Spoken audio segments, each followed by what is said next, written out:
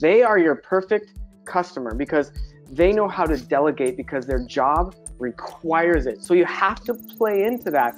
And so the way I do it is I basically go and I approach them, and when I have their conversation and their presentation with them, I explain to them, what I do for you is I do local SEO. So what my goal is, I call this R3 marketing package. And we focus on reputation, retargeting, and rankings. Those are my three things, R3. So anytime I actually, and this is, if you ever see my sales process stuff, I believe in single focus and making a package unique because you don't want to sound like everybody else. Welcome to Show Me the Nuggets, where each week Joe chats with world-class entrepreneurs to find out the key principles, strategies, and processes that lie behind their outstanding achievements. Now, your host, the no bullshit serial entrepreneur, Joe Troyer. Hey everybody, it's Joe Troyer here from Digital Triggers and Show Me the Nuggets, and I'm super excited for today's very special interview. So the guest that we have here today, I've known, man, for going on over 8 years now. So I know that because my oldest son was just born when I met today's guest. And it was an awesome first experience getting to know this person. And I'm super excited to have them on the podcast. Honestly, it's been way overdue.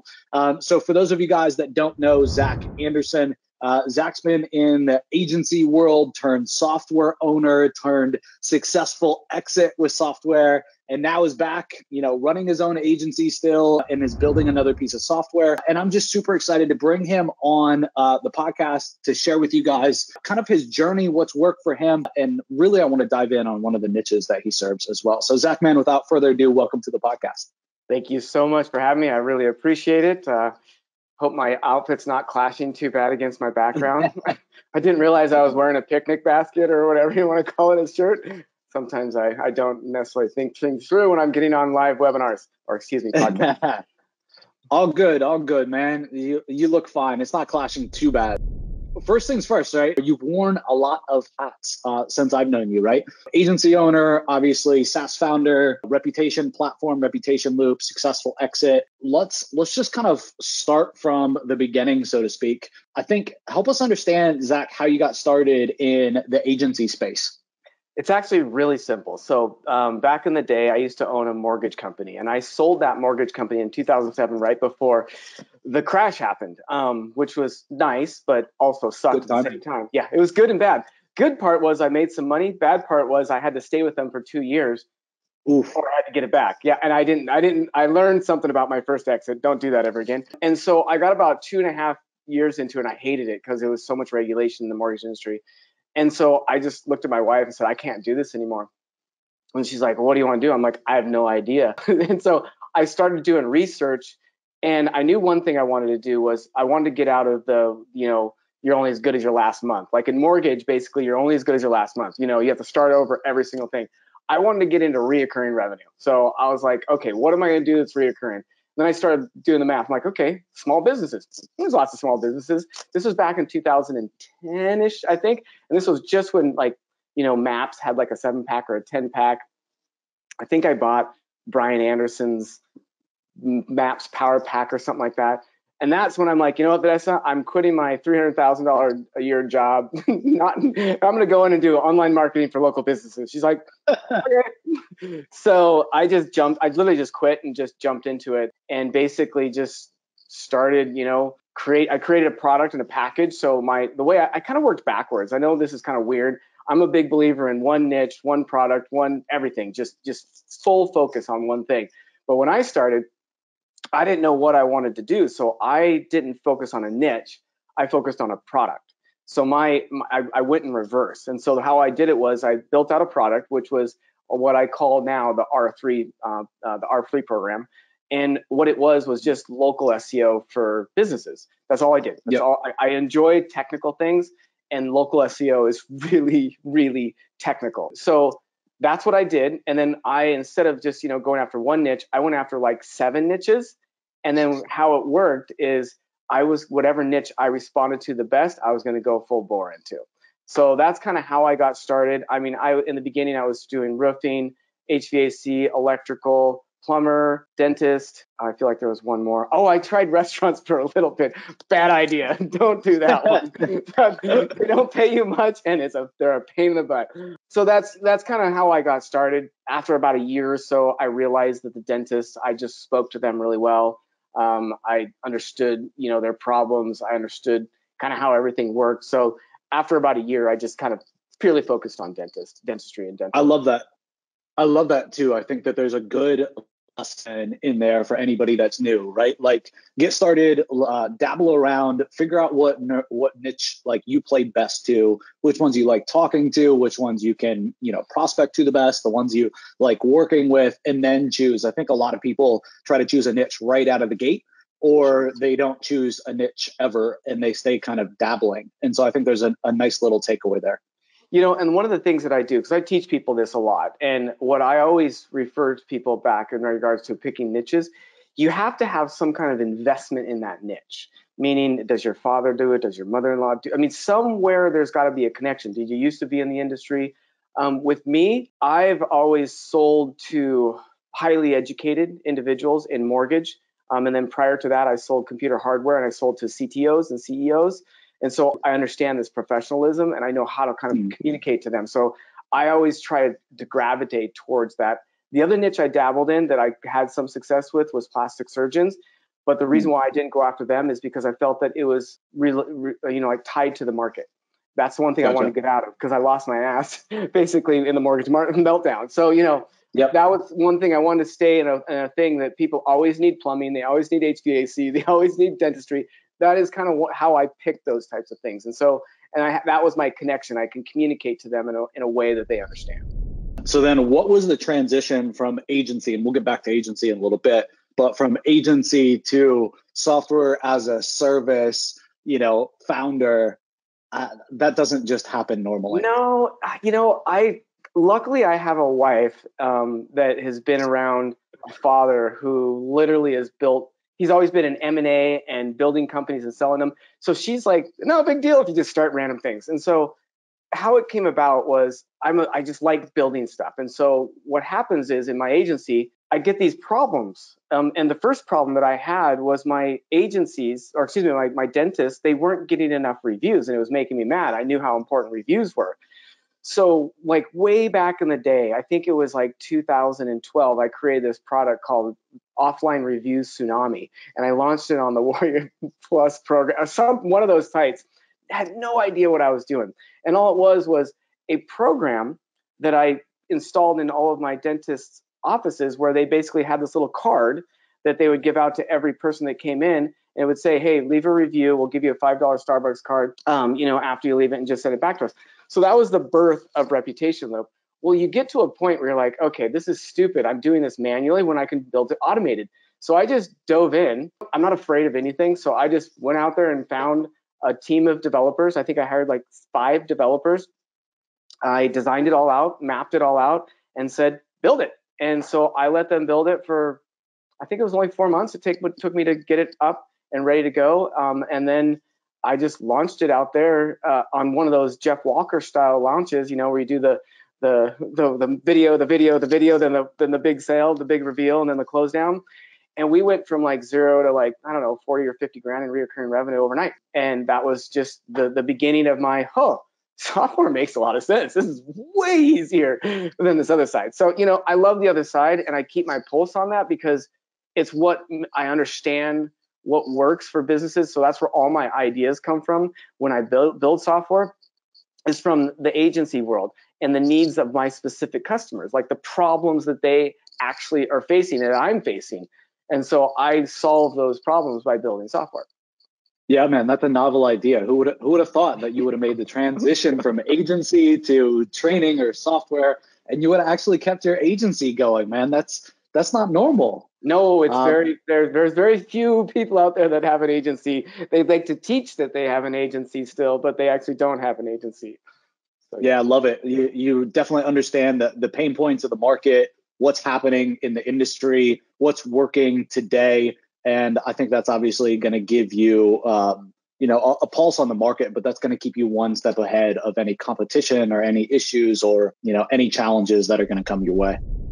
So you ended up building a reputation platform called Reputation Loop, which obviously, like you said, just help people get reviews from their existing customers or patients. And then walk us into how the heck you ended up actually selling and exiting the software company. So the plan was from the very beginning of the software was to sell it. Me and my business partner, that was our goal. My job at the company was sales automation and basically the entire development, features and all those types of things. So what I knew in the very beginning was because of my agency experience and me doing SEO for my dentist and them getting hundreds of patients, I'm like, I need to focus on content and I need to make sure I'm delivering content on a weekly basis and never stop. And so what I did right in the beginning, and a lot of people thought I was crazy because this was 6 years ago, I started just doing weekly blog posts and weekly content that was consumable, like PDFs and all that type of stuff. And I was putting it on our blog. It was written by I didn't write any of it. I had someone writing it for me, but it was under my name. It was all original content. And I just all focused around white label reputation marketing services. That was it.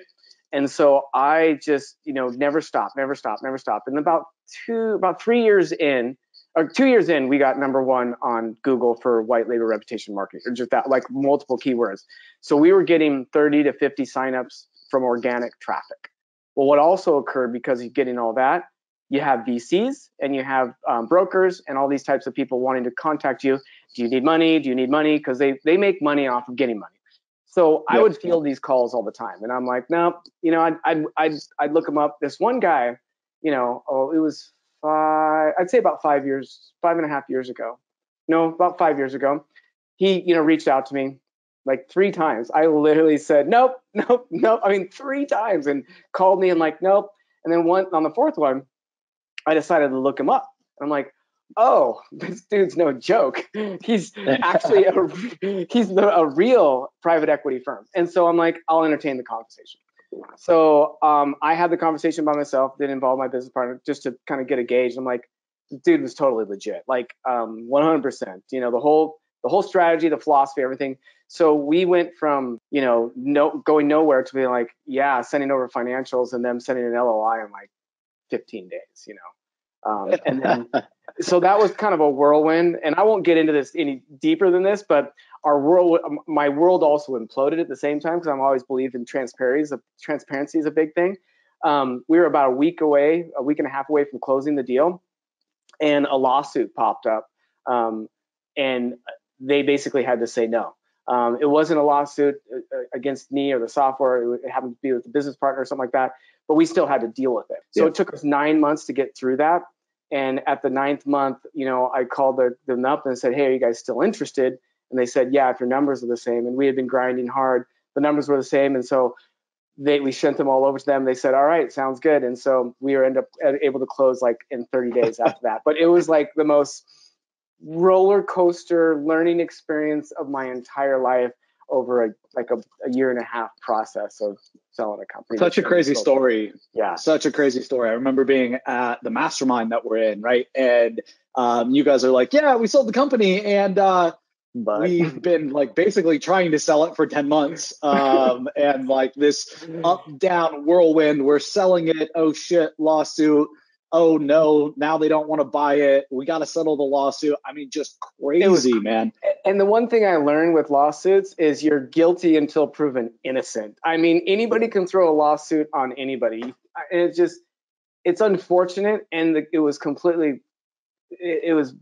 just such BS. It was just, I don't even want to get into it because we could talk about it for hours, but it was a learning lesson. It was, all these types of things. And, I put myself in different positions moving forward, not only with my reputation, or my marketing agency, but my new software platform and, insulation and protection in that way. But, it's something that not necessarily changes you, but makes you have a few gray hairs and become almost like a wise individual at some point.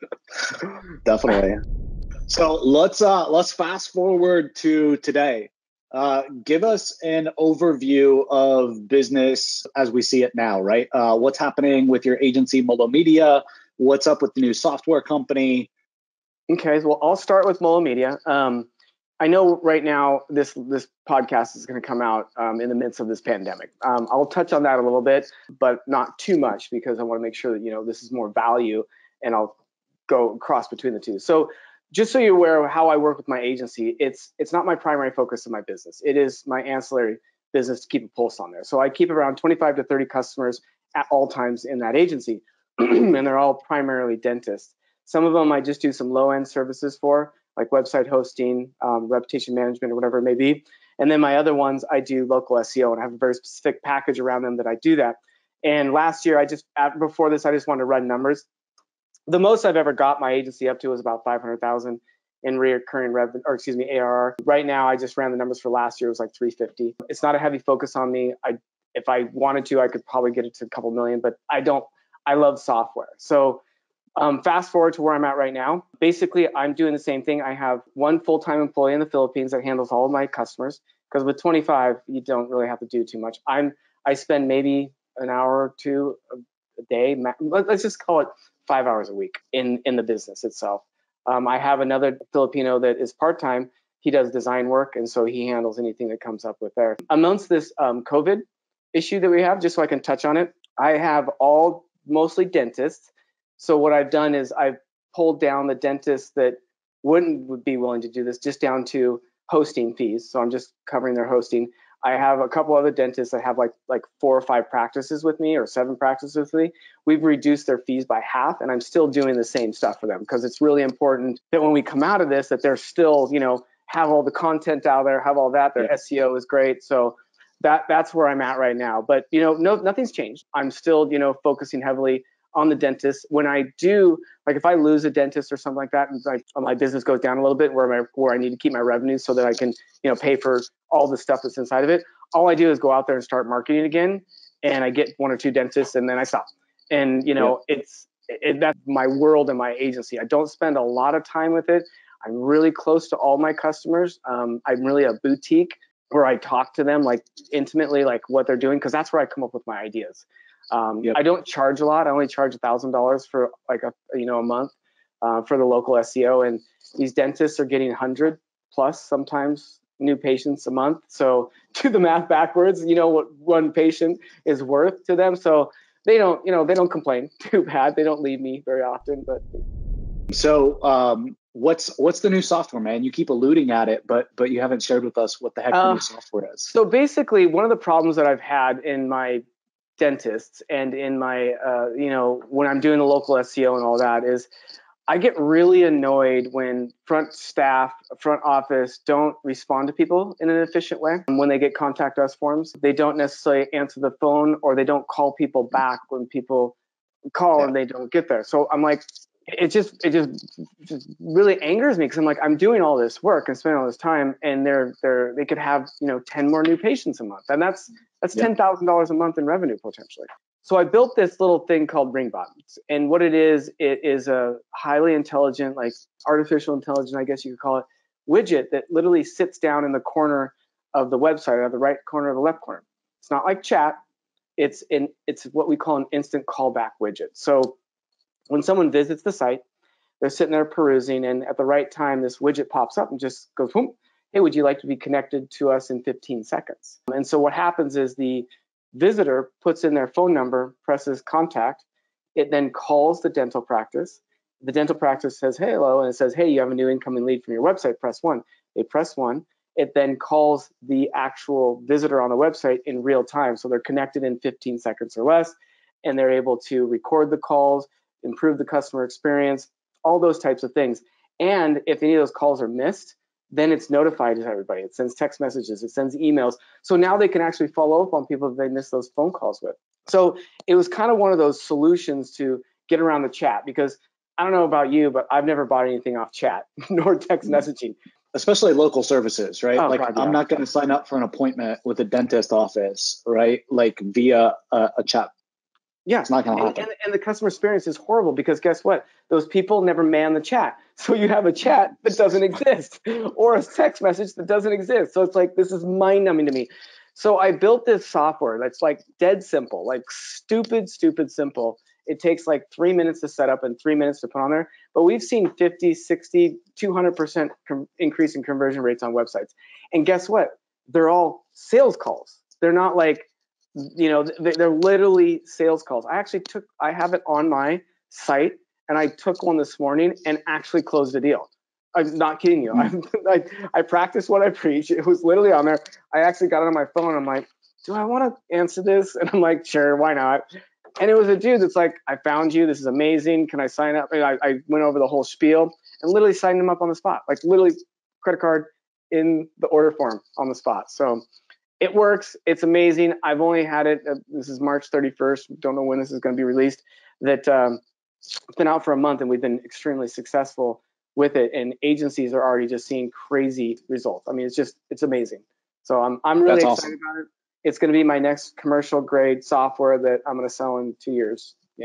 That's absolutely fantastic. And people listening should know that they want you to sell it in 2 years, right? They should be excited about that's your vision, because they know for the next 2 years, 5 years, whatever, you're going to be extremely, extremely focused on building this thing to be the best of the best in its class, right? And they're going to get world-class service in the meantime, because you need to do that in order to be able to exit successfully.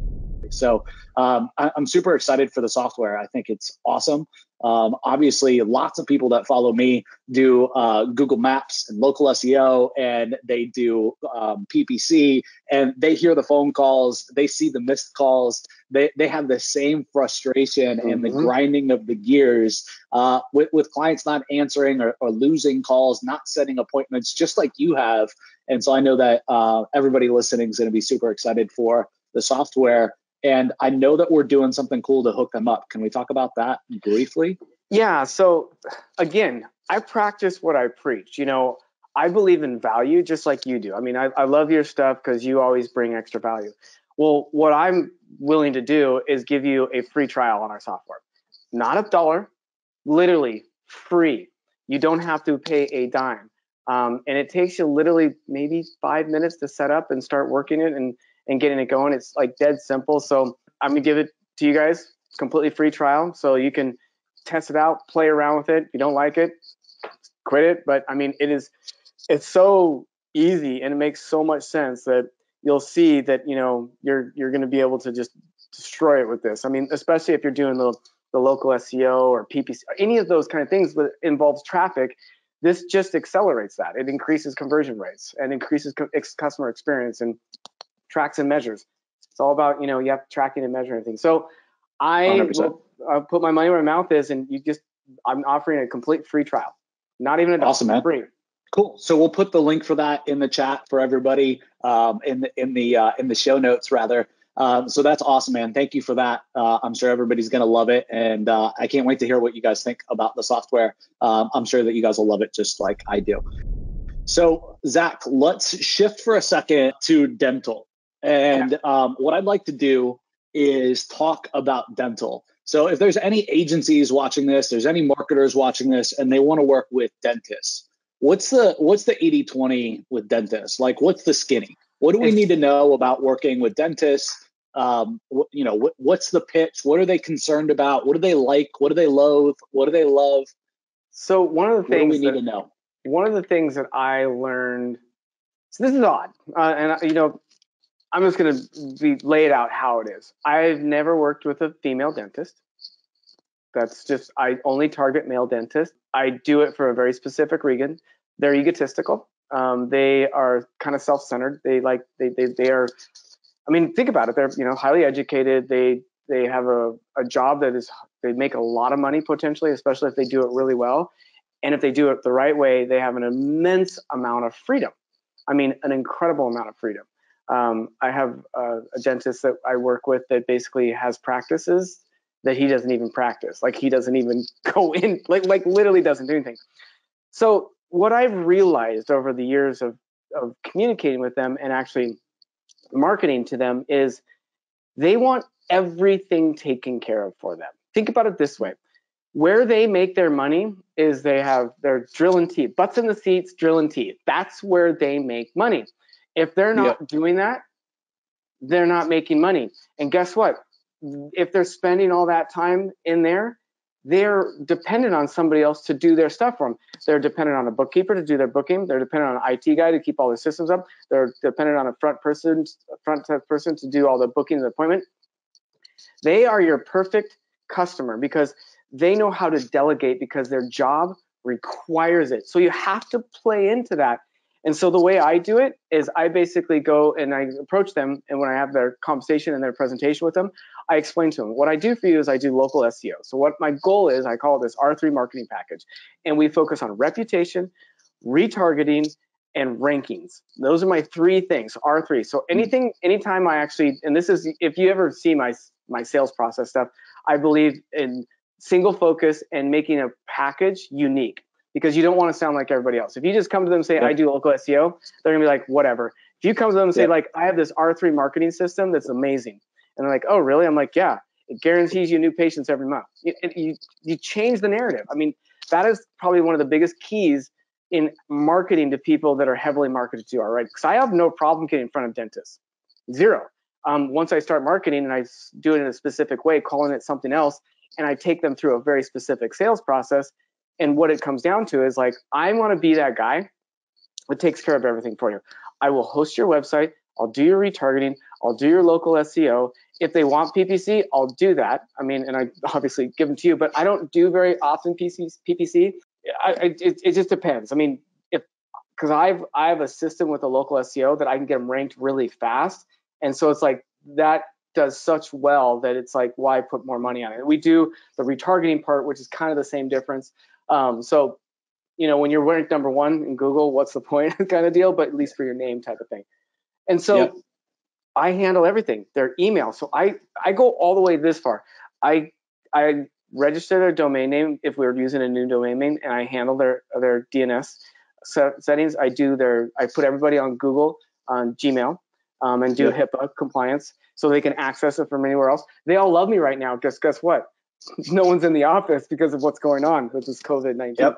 I do website hosting. I already told that. Local SEO, all the directories, all the retargeting. I manage all it, and I just encompass it under one thing so that it literally makes it hard for them to leave me. Does that make sense? And then guess what? And then the one thing I do that I think so many people miss on, and my entire team knows this, I don't have a lot of customers. I only have 25 to 30 at a time. So this is easy for me to do. I require, if a dentist emails us, they respond within 5 minutes. Within 5 minutes, every single time, with either the solution or that they're going to get back to them within an hour of the solution. And that's how I've kept dentists for almost 10 years. I've had some that the only reason they've left me is they wanted to work with someone local, because I don't ever work. I'm all for my, or they sold their practice. And I don't usually ever get somebody like quit, oh, I don't like you anymore, or it doesn't work, because I know how to get them ranked. And then, the fear factor, and I take care of everything for it. So it's really understanding that you're going to do everything you possibly can for them to help them to make their life easier, and that you're the go-to guy, because they want to have their guy. They all want their guy, and that's kind of how I position all of my marketing. Like, I'm the guy in marketing. He's the guy in dentist. I always tell him, like, I'm not going to be able to diagnose someone's got a bad tooth or not, just like you're not going to be able to diagnose if you got good or bad marketing. You got to rely on your experts. And that's what I always really focus on, because they're already trained to do that. They're literally trained out of school to delegate and put responsibilities on other people. So that's it in a long nutshell. Yeah, man, that makes a ton of sense. So, I mean, ultimately moving backwards, right? Like you offer a ton of value, everything kind of under one roof, at least to a certain extent. Right. Then in terms of sales positioning, you've positioned yourself with a unique mechanism, right? With the R3. So you're not just like everybody else, right? That combined, I think, with then what you offer, and obviously your results, your social proof, your history, obviously is why you're getting clients. What's worked for you with dentists in terms of getting their attention so that you can actually then have that sales conversation? So I've actually used the same system since I started, which is really, really easy. There's two ways I do this. I do this either through cold email outreach, with just a very simple message saying, hey, are you accepting new patients? Taking them, and they always answer yes, and taking them through a sequence of trying to get them to engage. Or what I do, and this is more old school, but it works really well. If I go into a city, I'll basically go into a city. I'll look at that particular city, like who's ranking on top, and then I'll do a video. Literally, why that? Because I'll do some deep research. Like I'll understand how many citations. I'll get deep research. It takes me maybe an hour to do it, and then I'll have all those notes written down, and I'll record a video of why that person's ranking number one and how you can take them over, and then send that email or send that video to every single one in that city. And I usually get one, or I can get at least one pretty much every single time. But that's like old school. I don't think people do that type of stuff anymore. I did that when I first started out, and people are like so lazy now that they don't want to go into that. But it's probably one of the most effective ways. Like if I really need a customer, that's how I do it. I hit on that so hard, man. All the time with my people, with the agencies I work with at Invisible PPC, the agencies that I coach at Digital Triggers. It's like, how hard is it to come up with a 20-minute audit that you can run for a market, right? To figure out, for Chicago dentists, right? What's working and what's the competition have and how do you beat them? And to record a video that's personalized and to knock that out, right? And then send it to everybody in the market. Like, how lazy do you have to be to not see the ROI in that strategy? Yeah. Do you want to know my secret sauce that I don't ever share with anybody? I want the secret sauce, man. We all want it. This is show me the nuggets, right? I've never shared this publicly, to be honest with you. And this couple people know. So I basically can guarantee a dentist I can get them ranked in 6 months, like number one. But I have to have the right, let's do this. I have to have the right dentist. So I'm not going to reveal any of my customers, so I don't want them to be, destroyed and everyone market to them. So how I do it, and you're gonna know this is dumb simple. You're like, that's easy to do. So what I do is if a dentist wants to approach me and I start working with them, I'm like, okay, this is the game plan. This is what we're gonna have to do. Do you want more business off the internet? Yes. Do you want to get more patients off the internet? Yes. Is that like your number one goal to grow your practice? Yes. Okay. So this is what you're gonna have to do. And if you're not gonna do it, we're not gonna work together. You're gonna have to change the name of your practice and get a new URL. And he's like, what? I'm like, yeah, we are changing the name of your practice and we're getting you a new URL. And they're like, huh? So like, for example, Chicago Dentist, right? I mean, that's a huge, I wouldn't be able to get chicagodentist.com, but I may be able to get thechicagodentist.com or northchicagodentist.com or something like that. So the first stage is they change their name. They register that with the state so that it shows up in as a whatever called DBA. So it shows there. And then basically we get the URL of whatever the business name is. So whatever the business name that we choose on, let's just call it the Chicago Dentist. That's their new business name. They get a new sign. They get new everything. I'm like, do you want to win or not? They go down that path. We get a new URL. We then move. We usually redo the site because we want new code on the back for Google to crawl. And then we go to town on the directories of updating all of them or making new ones if we can't update them and just saying screw it. And then we go to town on press releases, and I'm done in about 3 months. And they're already on page one, and about 6 they're like number one for Chicago Dentist.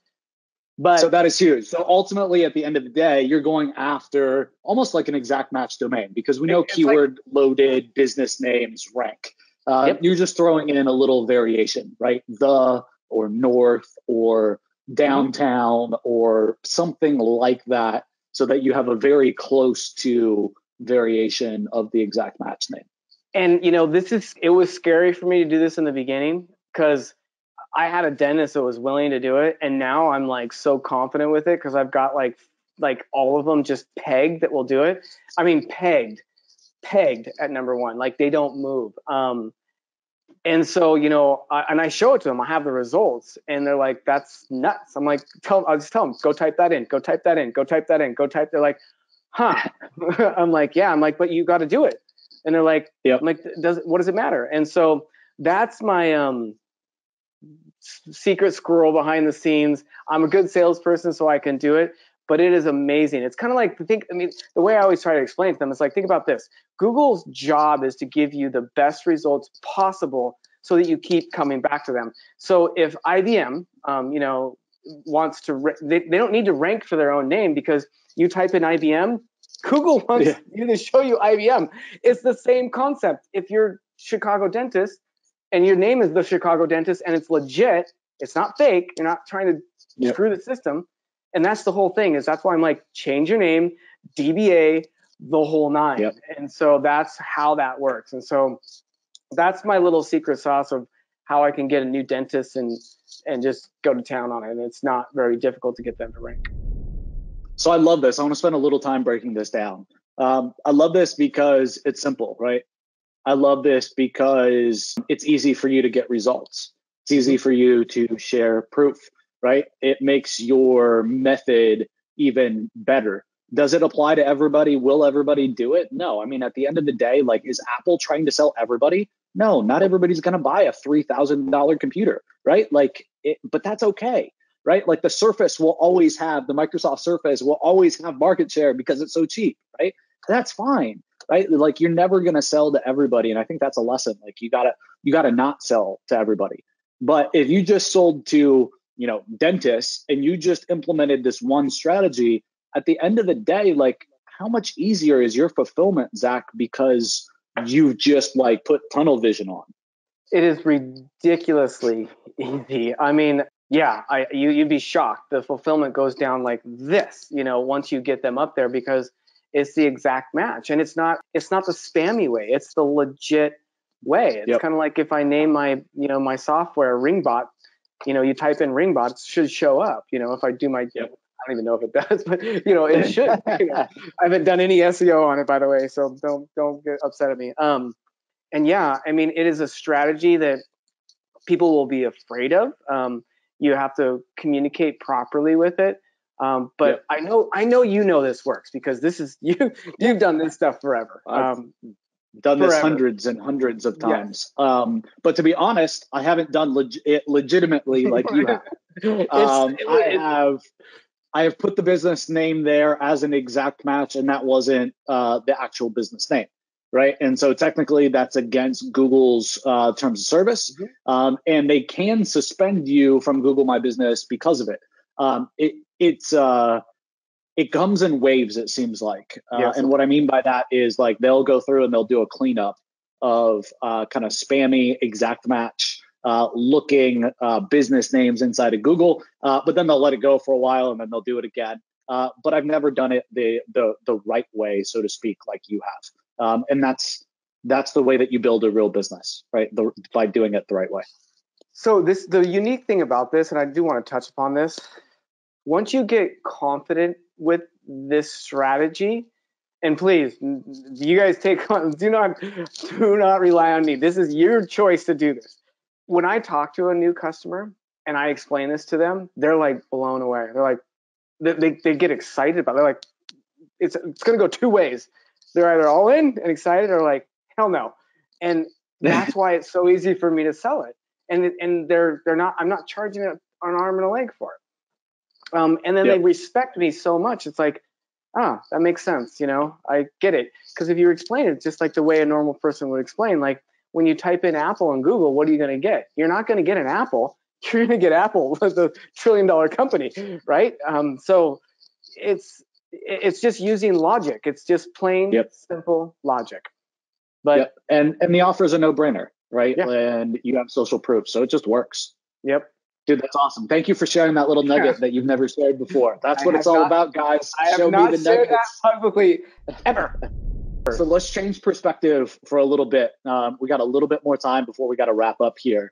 So Zach, like you've been successful, obviously, building a mortgage company. Lucky to get out before the crash, maybe unlucky as well, because then you had to work for that company throughout the crash. You built a successful local marketing agency that led you into building software for that agency and for those customers, and then being able to exit that software. You're a new SaaS founder. So obviously business for you, like you've become good at business. When you think about the last 8 years, the last 10 years, last 15 years plus in business, what do you think your superpower is? I know exactly what my superpower is. And funny enough, I just released a product 2 months ago. My superpower is systems and process and consistency. That's flat out what it is. My superpower is I can start any business and make it successful in 6 months. I don't care what it's in, because I follow a system and a process that I've been able to create over a 25-year time in sales, whatever you want to call it. Whether I was I've been all commission or self-employed for 25 years. I have not had a paycheck for 25 years. It's weird, but I'm so used to it. And so I have refined my process down to where, my wife will start a business and I'll just be like, follow these steps. And in 3 months, she's killing it. And it comes down to, it's really simple. And I know you're the same way as me. You're very analytical. You do the same thing. It comes down to a sales process and consistency in what you're doing on a daily basis. That's it. First off, you have to have a product that works. You can't just sell random. But once you have a product market match, all you have to do is build out your sales process. That is, they're very simple. They're not hard. You can figure it out in 2 hours. And then you have to be consistent in your marketing and your messaging, and you have to focus on one product, one niche, and one sales process. Those 3 things will make you successful in anything you're doing. Absolutely anything you're doing. I don't care whether it's underwater basket weaving, horse lessons. It does not matter. If you focus on a singular niche and even a sub niche inside of the niche, like what my wife would do, she didn't just train horses. She did hunter jumpers, for a specific age group. It was like that. I do train at the 35 to 45-year-old women for this. And it's like the more focused you can get, and then you prove your sales process out, the more successful you're going to be. And you can do it in absolutely anything. And it's not complicated. I think the biggest problem, not only in just people and just trying to start businesses in any world, is they get bright, shiny object syndrome. And they aren't, for one, they're being, confused by people that are trying to sell them a product that's not proven. First off, because they don't, if the person that actually is selling you the product doesn't actually physically do it, don't buy it from them, flat out. And make them prove it to you. I know you do PPC. I know you own a company that does it, right? You do retargeting. You own a company that does it. All these types of things. You practice what you preach. There's very few that are out there doing it. So the 25 plus years is just being hyper focused on one niche, one product, one sales process, and go all in on it, and you will be successful as long as you have passion. You have to have passion for it. So if you don't like doing it, do not go into it, because you're going to hate your life in a year. So that's my 20 cents on that. That's awesome. I love that mindset. I've always admired that about you. I feel like I'm very similar, but always am thinking about how disciplined you are with kind of one product, one market, one solution. And I love that discipline. I think you're a good role model in that sense. The other thing I love about you is that it's very, very, very much family first, and building your family, spending time with your family versus the hustle and the grind type of mindset that I see most quote unquote successful entrepreneurs have, and definitely admire that in you, and think of the world of you because of that. Yeah, that's probably why me and you actually get along so well. Is I only tend to gravitate towards people that I have real true relationships with, that are all about family, because all this stuff I do is secondary. My family is actually the first thing, because guess what? If you don't have that, you literally have nothing, or you're empty at the end of the day. So I believe, like, everything I do and everything I create is like, how can I create more freedom in my life?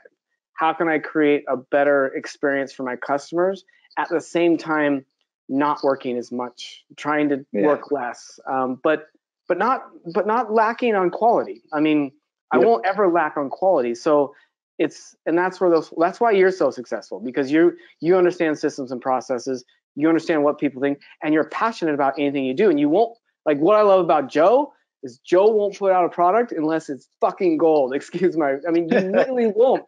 He does not put something out unless it is stellar. And that's why I've always, gravitated from him. He's a big believer in family, big believer in quality products that actually work. And so, you guys have to, if there's anything I can give as advice is put your family before all this crap. And secondary, create consistency and a system and process in your business and just hyper focus. If you do those three things, it's the sky's the limit. Literally the sky's the limit, because your 100%. Priorities are now correct. They're in line as far 100%. As I'm concerned. So, Zach, you're obviously on the bleeding edge, building an agency, SaaS owner, before successful in the mortgage space. Who do you follow? What do you read? What keeps you on top of things? Where would you point people to? So what I don't read is Gary Vee. Woo! Somebody said it. I don't read him at all. I stay as far away from him as I possibly could. I do not believe in the hustle. I don't believe in the grind. I don't believe in just the in your face. I can't stand it. It bothers the shit out of me. I try to get on the Kool-Aid, and I'm like, what is it? I respect everything he does. I'm great. But I'm like, he's like the iconic individual that's like, if you just hustle, you're going to have everything. I'd like to know what his real feelings are on the inside right now. Honestly, guys, I think he's changed over the last 6 to 12 months. I feel like his messaging has fallen off a little bit, and I think he's gotten major criticism for the hustle your face off, type of mentality. And now he's starting to say, there are other priorities and things like that. I think he's toning down on the messaging a little bit. But if you've been following him for any real amount of time, you know exactly what we're talking about. And another one is Grant Cardone. I can't stand him either. I love what he does. It's too much. Yeah. The average individual, this is what I hate about these gurus that are out there that are just preaching the subtle. The average individual, even the highly educated, disciplined average individual cannot do what they're saying or cannot comprehend. Like, it is hard. It is not easy. So I don't like watching those types of people. The people I like to watch are the inspiring individuals, the Elon Musks. As much as he's, controversial, he works his ass off too. I've heard stories about him being inspiring people like, I'll do it. But he has a compassion side to him. I'm the flu side. I love Oprah. I just amazing. A black woman that became a billionaire that is just like could be the president if she wanted to next month. That's amazing. I follow people that are influential, that are not just focused on themselves and the hustle, that they'll do anything outside of that to support the human being, the population of the world. In regards to, I follow a lot of different places in the SaaS world, like, is it GetLaka? All the ones that I follow. Yeah. That's great. Yeah, that type of stuff. So I have that SaaS side. On the agency side, funny enough, one of the agency guys I follow heavily is Josh Nelson. I watch everything he's doing because he is, out of all the agencies that I've seen grow over the last 10 years, he by far is probably one of the best in the way of staying committed to the local and not getting he's grown huge, but he's not like the Reach Local where it's gotten out of control. He's been able to really stay centered and focused and on a niche. So, that's kind of my gamut of what I watch. I'm not on Facebook much. I go on Instagram a lot for entertainment. But besides that, I keep a distance from a lot of the hypey crap and don't buy into it. So I watch your stuff. I love reading your emails because I always learn copywriting stuff. And Ben Atkins, I always learn copywriting from Ben Atkins as well. But definitely. Yeah. So I agree. Mainstream media, mainstream gurus, I pretty much tune out. I can't remember the last time I watched the news. It's like, it has been a really, really, really long time. Especially right now, what we're going going through with COVID-19 and everything else. I stay away from the media, but always have. Years and years and years and years ago, Frank Kern put out an email, and it was during the last recession.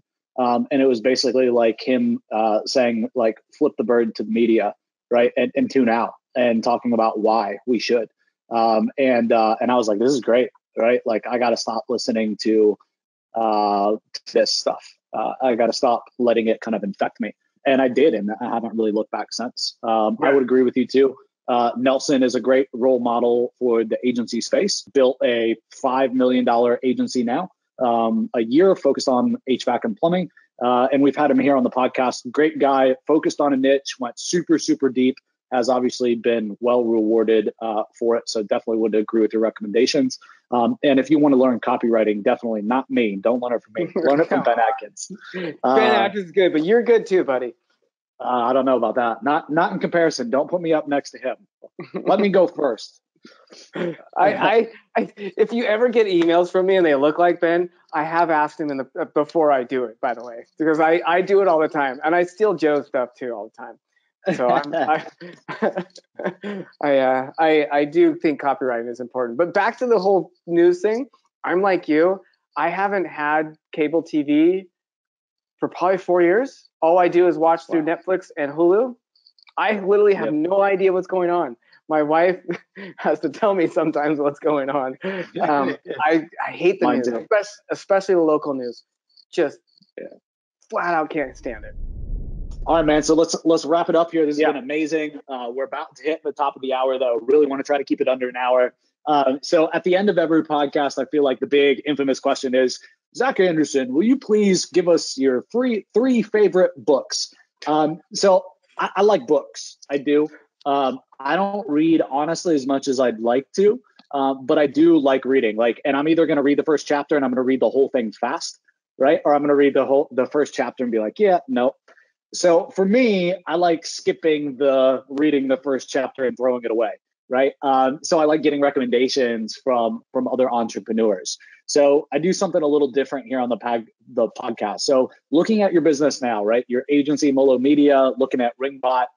As you look at your business, what book comes to mind? Well, right, as you look at how it's set up, how it's running, operations, what book comes to mind? So the problem with me is I've got super ADHD. I can't sit down and actually, I've probably read 1 or 2 books my entire life. I'm not kidding you, but I listen to them. So I've learned that I actually can listen to books. So for one I'm better listening as well. Definitely. Yeah. So and I do listen to a lot of books, and one of the ones I love is Make More Work Less. It's literally like my life. It's such a. I love that guy. You know, you interviewed him, didn't you? Did you interview him? Yeah, and I introduced you to him. So James Remco, we had on the podcast. I told you about that book. So yeah, man, talk about it. Tell me why. I love that book. It literally, I felt like it's a reflection of my life. I literally have on my wall right there in my office, because I'm not outside. This is fake, by the way. In there, it basically says, work as hard as you can, or no, work. Make as much as you can, work as little least as you can. You know, it's a full-on saying, and that's been my preaching for like 20 years. And then when I came across that book and I listened to it like 4 times, I'm like, this is literally like my life. Everything I do, I systematize and make it more efficient. And that's like, I feel like it's the holy grail of the reverse guru, like the guys of the Gary V's and the Cardones, which I don't believe in. It's like, okay, family, friends, life, conversations, that's more important than all this other BS, you know? And that's really taught a lot about. The other one that I thought was really good is called The Untethered Soul. That's more of the foo-foo stuff that I would call it, because I'm very spiritual. I'm not religious.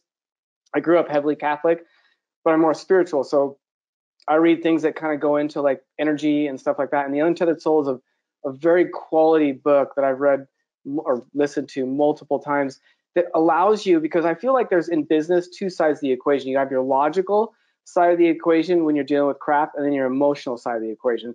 So logic is, kind of like that, make more, work less, like how you work through things. And then the other one is the Untethered Soul. There was another one that you gave me that I forgot that I've listened to a million times. It's the guy that did the franchise for the workouts. Oh yeah. Bedros Keuilian's book. Bedros's book. Yeah. So Bedros used to be a client. I spoke on stage at one of Bedros's event, like, man, so long ago, before I met you. That's how long, like 10 plus years ago. So he runs a franchise called Fit Body Boot Camp. That's what it is. He has a great book that's basically all about, and the name is escaping me, but all about getting off your ass and kind of making you take action. It is a great book. If you find yourself just kind of in a slumber, it's definitely a great book. And the reason why I bring that up, I don't really believe in a lot of the stuff that he has in there because some of it is associated with a hustle. But the reason why it resonated with me so well, when I sold my company, my software company back in 2019, I didn't realize that was going to have an impact on my life because I didn't know I had no identity anymore. I was literally in the guy's shoes that like, now what do I do when I have no business? I got lost, and it literally helped me, kicked my ass to get me to go there. And I assume a lot of you guys could be in that situation right now. So that's a really good one. Someone needs to look it up so we know what. Yeah, it's called Man Up. Man Up. And I agree with you. I think it's a lot definitely in the book. A lot of references, kind of Gary Vee style, like just man up, right? Like, you know, but in all reality, I think it's really good to get you to take responsibility for your actions. And it talks about Bedros' story of how he built what is now a franchise, but he wasn't calling it a franchise. He wasn't charging franchise fees, and whoever regulates franchises came after him, right? And imposed all of these fees and charges, and he couldn't afford to pay them. Like, it was like literally more than he charged to be a part of this group coaching and training program. And he was like literally on the verge of bankruptcy, and it was either like go bankrupt or, you know, take ownership and figure it out. And now it's the top fitness franchise out there. Yeah, I mean, I thought his message, I mean, he is more of the, you know, because he's a workout guy, like grind it. Yeah. But there's a message underneath that just resonates so much in the sense of challenges, struggles, how you overcome them. And I feel like if you're in a position where you don't know where you're going or you're lost, if you read that book or listen to it, it will definitely get you to go somewhere. I mean, so those three, funny, two of them are from you. So that means we know each other well. Yes, we do. We know each other probably way too well. Awesome, man. So I just want to say thank you from the bottom of my heart. Thank you for coming on. Thank you for sharing from the heart. Thank you for giving up some nuggets that you've never shared before publicly. That's absolutely awesome. You shared those nuggets with me. And I was hoping we could get those out today on the podcast, and I didn't even have to ask. So, man, thank you so much for coming on. And everybody, we'll put all the links that we mentioned and all the resources that we mentioned, Zach Software, previous companies, and links up for social for Zach as well. Anything else specifically, man, that we should link up in the show notes for you? You know, not necessarily. I think the biggest takeaway of all of this, especially with going through this COVID-19, is family first is probably your number one priority. Yep. And then getting your shit straight in your business and focusing. It's literally that simple. And I hate to say it, stop following people that don't preach that. You know, just get into it and do what you need to do. Couldn't agree more. Thanks, everybody. Joe Troyer signing out. Yes.